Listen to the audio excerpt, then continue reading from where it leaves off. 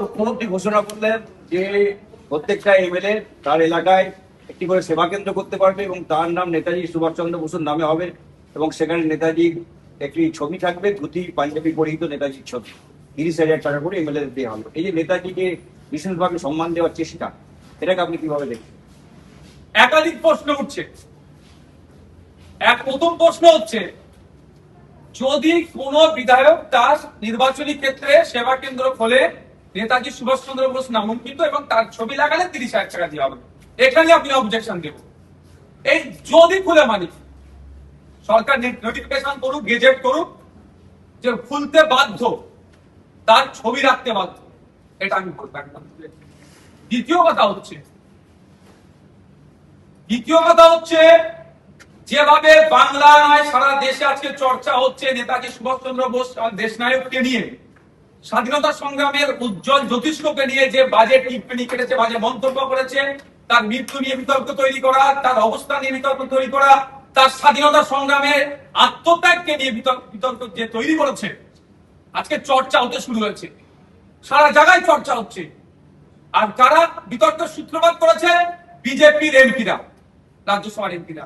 একটা এমপি পুতুম বলে চুপ করে গেছে, অপর এমপি এখন কন্টিনিউ চালাচ্ছে, তার মুখে লাগাম পড়াতে পারছে না।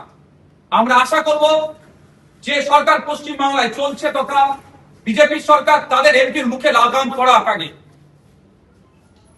দ্বিতীয়ত, বিগত দিনে যে বাজে মন্তব্য করেছে তার বিরুদ্ধে আইনত ব্যবস্থা গ্রহণ করুন। কোন মতেই না ড্যামেজ কন্ট্রোল করার জন্য এই পেপারে আসবে, সব আসবে, ওই বিষয়টা না চেপে যায় যে নেতাজি নামাঙ্কিত সেবা কেন্দ্র ছবি লাগালে 30,000 টাকা করে বিধায়ককে দিয়ে হবে, এটা যে হেডলাইন হয়ে যায়। আমি অনুরোধ করবো মিডিয়ার ক্ষেত্রে, নেতাজি নিয়ে কারো বিরোধ থাকার কোনো কথাই নাই, যে অন্তত এটা বেশি বেশি হাইলাইট করুন। কোন সাহসে নেতাজির নাম নিয়ে এরা বাজে মন্তব্য করলো, তারা এখনো পর্যন্ত তাদের বিরুদ্ধে প্রশাসন কেন ব্যবস্থা গ্রহণ করলো না, এইটা বেশি হাইলাইট করো। হ্যাঁ, দ্বিতীয়, তার সম্মানার্থে যেহেতু একটা স্বাধীনতার মাস চলছে, সেই জন্য এই প্রকল্পটা নিয়ে এসেছে, এটা আপনারা কোনো অসুবিধা নাই, কিন্তু কোন মতেই না ড্যামেজ কন্ট্রোলের জন্য এটা নিয়ে আসা হয়, সেটা আমাদের লক্ষ্য রাখতে হবে। আমার অবস্থা একদম স্পষ্ট, যারা বাজে মন্তব্য করেছে তাদেরকে দৃষ্টান্তমূলক তাদের বিরুদ্ধে ব্যবস্থা নিতে হবে। তাহলে আগামী প্রজন্ম নেতাজি সম্পর্কে কথা বলার আগে ভাববে, অন্যথায় এটা যদি থেকে যায় তাহলে আগামী দিনে আমাদের আরো যারা স্বাধীনতা সংগ্রামীরা আছে তাদের সম্পর্কে যে কোনো জায়গা থেকে যে কোনো মুহূর্তে খারাপ ধারণা তৈরি করতে পারে। ভাবতে অবাক লাগছে, দেশের প্রধানমন্ত্রীর সমালোচনার ঊর্ধ্বে নয়, তাকে নিয়ে সমালোচনা করলে তার বাড়ি পুলিশ চলে যাচ্ছে, তাকে খুঁজে পেয়ে যাচ্ছে, তার বিরুদ্ধে অ্যাকশন নিচ্ছে। আর দেশের প্রধানমন্ত্রীর পদটা পেতেন এতদিন, আমি যে চেয়ারে বসে আছি, এই আমার বলার স্বাধীনতা পেতাম না, নেতাজি সুভাষচন্দ্র বসে যদি না লড়াই আত্মত্যাগ থাকতো, আমাদের স্বাধীনতা সংগ্রামীদের লড়াই আত্মবলিদান আত্মত্যাগ যদি না থাকতো, তাহলে যাদের আত্মত্যাগ আত্মবলিদান লড়াইয়ের ফলে আমরা এই স্বাধীনতা পেয়েছি, আমরা এই গণতন্ত্র পেয়েছি, তাহলে এখানে তাদের বিরুদ্ধে বাজে মন্তব্য করছে, আমরা চুপ থাকতে পারি না।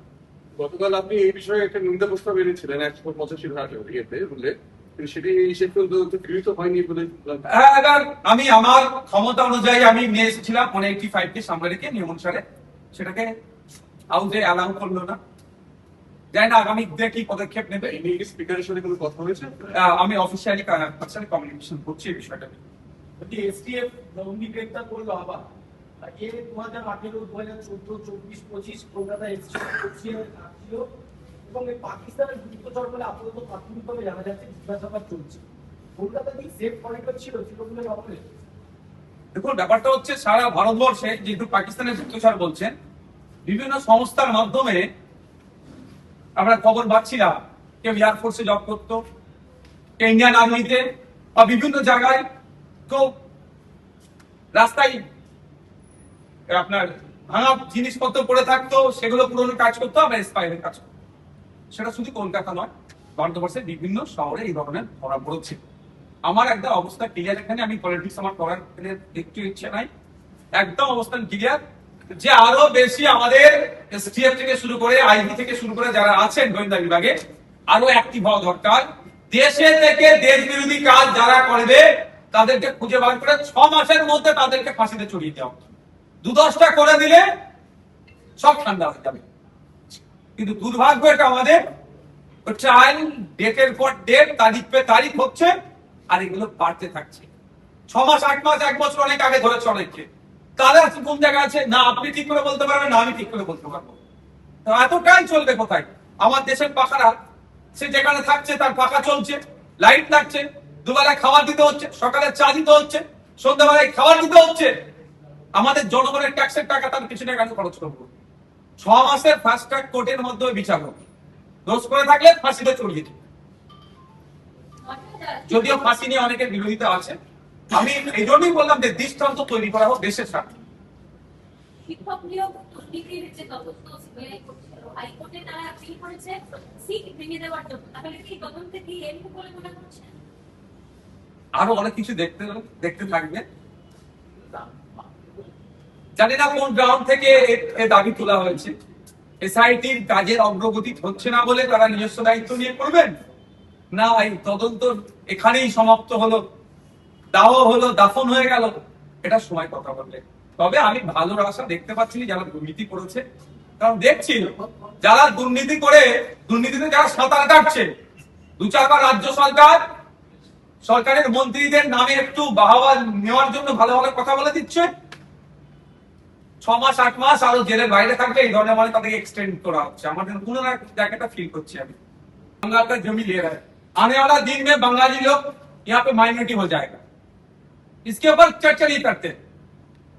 चर्चा किसके ऊपर होगा? जिस काम का नहीं है, लेकिन ऑब्जेक्ट को देके सब्जेक्ट को गुमराह साइड करने की कोशिश में है। आर्टिकल 25 तो ऑलरेडी फंडामेंटल राइट्स दिए दिया। आप उन धर्मों को चूज करोगे, प्रैक्टिस करोगे, उसका प्रचार भी करोगे, आर्टिकल 25 में दे दिया गया। फिर आप क्या कानून लेके आओगे? इसलिए दिखाने के लिए बोल रहे, ऐसा ना हो जाए जैसे एंटी सोशल बिल, ऐसा ना हो जाएगा। पर्टिकुलर कम्युनिटी को टारगेट किया जा रहा है इसको। बिल्कुल, ये तो उनका उन पर्टिकुलर कम्युनिटी को टारगेट करना उनका डेवलपमेंट, दूसरे को दिखाने के लिए। तो बात करना चाहिए। अभी 3 महीना हो गया, स्कूल में टीचर कब नियोग मतलब जाएगा, इसके ऊपर चर्चा ये लोग नहीं करते।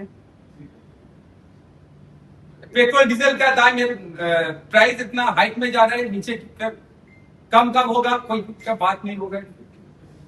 200 यूनिट बिजली मुफ्त में देने के बाद बोला था इसके ऊपर नहीं चर्चा होगा। पर्टिकुलर धर्म के ऊपर आप टारगेट करोगे तो इसको वो लोग डेवलपमेंट के नाम से चलाएगा।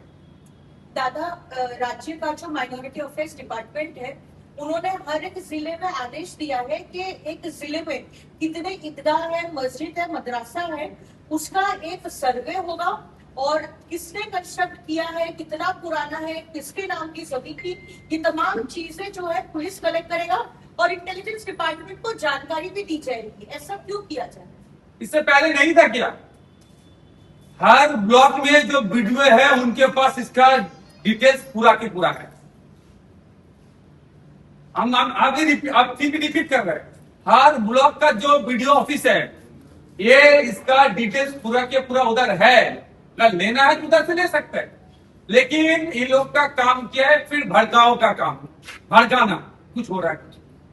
अगर फिर भी बोल रहे हैं अगर कुछ डेटा लेना है तो ऑफिशियल नोटिफिकेशन डाल दीजिए, मस्जिद कमेटी, ईदगाह कमेटी, वो तुरंत जमा कर देगा। अगर देगा किसी एस्टाम वाला पेपर अगर देगा तो उसको कुछ नहीं रिस्पॉन्स नहीं करेगा। कोई मस्जिद कमेटी हो, ईदगाह कमेटी हो, मदरसा कमेटी हो, एस्टाम देना चाहिए। हम भी देख रहे हैं एक पेपर भेज रहा है, किसका हाथ में देके सिविक वॉलंटियर के हाथ में देंगे, रिस्पॉन्सिबिलिटी कौन लेगा? जैसे मस्जिद कमेटी उसको पूरा के फिलअप करके सिविक वॉलंटियर के हाथ में दे दिया, वो जाते जाते अगर फाड़ देगा तो रिस्पॉन्सिबिलिटी कौन लेगा? कोई रिसीविंग कॉपी है सिस्टम? कहां से फॉर्म आया? उसका कोई जिक्र नहीं है, कोई स्टाम्प भी नहीं है। इसीलिए कलकत्ता हाईकोर्ट का सुप्रीम कोर्ट का सीनियर मोस्ट एडवोकेट विकास चंद्र भट्टाचार्य सर ने बोल दिया बहुत पहले, अगर विदाउट स्टाम्प कोई पेपर आएगा तो उसको मत रिकॉग्नाइज। हाँ, मैं वही उनका बात ही हो रहा है। आज जो वीडियोफिकेशन हुआ है कोलकाता और हावड़ा का, उसमें उसका कुछ मकसद सरकार का है, ऐसा है कि सुबोधदेव चट्टोपाध्याय ने आरोप उठाया है, क्या कहना चाहिए? बिल्कुल, आप उसका जो बाद में जब हाउस में एक पेपर ले किया, लेकिन इसके ऊपर जो बिल बनाया उसके ऊपर खास करके कलकत्ता वाला कोई मकसद सिर्फ वहां पे बोला 144 काउंसिलर छोड़ के 209 बोला, लेकिन बाद में एक पेपर दिया गया है हाउस में, वहां पे नॉमिनेटेड करके एक जगह बाय द स्टेट गवर्नमेंट, वही तो ऑब्जेक्शन है। हम लोग देखेंगे उसका अगर नहीं चेंज करे तो चैलेंज करेंगे उसके ऊपर। अच्छा, आज सीएम ने वही नेताजी सेवा केंद्र का घोषणा किया है, इसके बारे में क्या कहें? देखिए यस्टरडे हमने तो बोला था यहाँ पे, ये नेताजी सुभाष चंद्र बोस को लेके जैसे टिप्पणी कर रहे हैं ये नहीं होना चाहिए। कौन कौन कर रहे हैं? पहला एक टिप्पणी किसी ने बंगाल में उठाया, जो बीजेपी का सांसद है राज्यसभा, उसके बाद में एक सांसद लगातार बोलते जा रहे हैं। हम असेंबली हाउस में 185 डाला था, फिर आज ने हमारा बंगाल का चीफ मिनिस्टर बोला एक बात उठा के, जिस विधानसभा की में नेताजी सुभाष चंद्र बोस का नाम से सेवा केंद्र खोला जाएगा, वहां पे उनका फोटो ऑफिस में लगाएगा तो 30,000 रुपया मानदेय मिलेगा।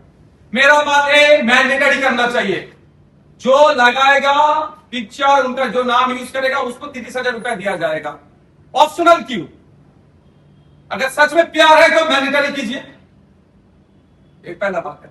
दूसरा बात है डैमेज कंट्रोल मत होना चाहिए। जिसने नेताजी सुभाष चंद्र बोस के ऊपर मतलब एक अनक शनक बात बोला, उनके खिलाफ एक्शन लेना होगा। हम लोग देखते हैं एक्शन, आप सरकार में हो, आप लोग सरकार में हो, आप लोग के तरफ से क्या एक्शन लिया जाएगा हम लोग देखेंगे।